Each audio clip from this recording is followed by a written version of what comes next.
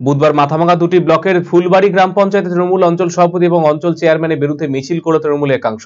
দলীয় core committee meeting না করে রিজার্ভারের কাজ শুরু করার অভিযোগ তুলে এদিন মাথাভাঙা ফুলবাড়ি গ্রাম পঞ্চায়েত এলাকার নবগঞ্জ বাজারে মিছিল করে তৃণমূল একাংশ। মিছিলের পাশাপাশি এদিন জলের রিজার্ভারের প্রকল্পের কাজ বন্ধ করে দেয় বিক্ষুব্ধ তৃণমূল কর্মীরা। বিক্ষুব্ধ তৃণমূল কর্মীদের মধ্যে ফুলবাড়ি গ্রাম পঞ্চায়েতের কৃষাণ তৃণমূল সভাপতি শ্যামল রায় জানিয়েছেন, বিক্ষোভ মিছিলের বিষয় হল ফুলবাড়ি অঞ্চল সভাপতি কৃষ্ণপদ বর্মন এবং ফুলবাড়ি অঞ্চল চেয়ারম্যান নবাব আলী মিয়ার বহিষ্কার এবং ইস্তফার দাবি। তাদের বহিষ্কার এবং সাসপেন্ড না করা হলে বৃহত্তর আন্দোলন নামার হুঁশিয়ারি দিয়েছেন তিনি।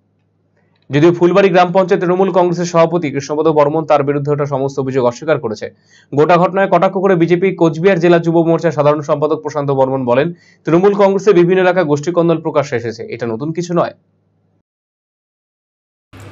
আমাদের মিছিল হচ্ছে কৃষ্ণপদ বর্মন এবং নবাব আলী মিয়ার বিরুদ্ধে। দুজনে দুটো দলের রিজার্ভার নিছে। মানে ওনারা কোন দায়িত্বে আছে দলের? কৃষ্ণ হচ্ছে সভাপতি, অঞ্চল সভাপতি, নবাব আলী হচ্ছে চেয়ারম্যান।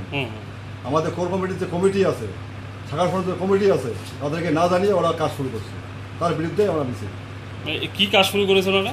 দলের থেকে হচ্ছে শ্যালো বসাচ্ছে, বোরিং হচ্ছে। আমরা চাচ্ছি কৃষ্ণপদ বর্মন এবং হচ্ছে নবাব আলীর সাসপেনশন বা ইস্তফা। এবং যে কাজটা হচ্ছে ওই কাজটা কি করবেন আপনারা? আমরা কাজটা বন্ধ করে দিয়েছি। মানে আজকে আপনারা বন্ধ করেছেন, তাই তো? হ্যাঁ।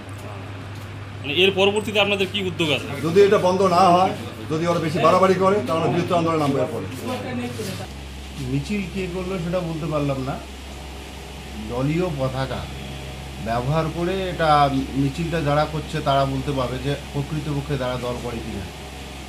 কারণ দলীয় পতাকা ব্যবহার করে কেউ কোনো রকম আন্দোলন বা বিক্ষোভ করতে পারে না, এক নম্বর কথা। আর আমি সদ্য সভাপতি, জলের রিজার্ভার কোথায় কিভাবে কি হচ্ছে সেটা আমি বলতে পারবো না। আমার উদ্বোধন কর্তৃপক্ষ যারা আছে, প্রশাসনিক স্তরের যারা আছে, তারাই বলতে পারবে।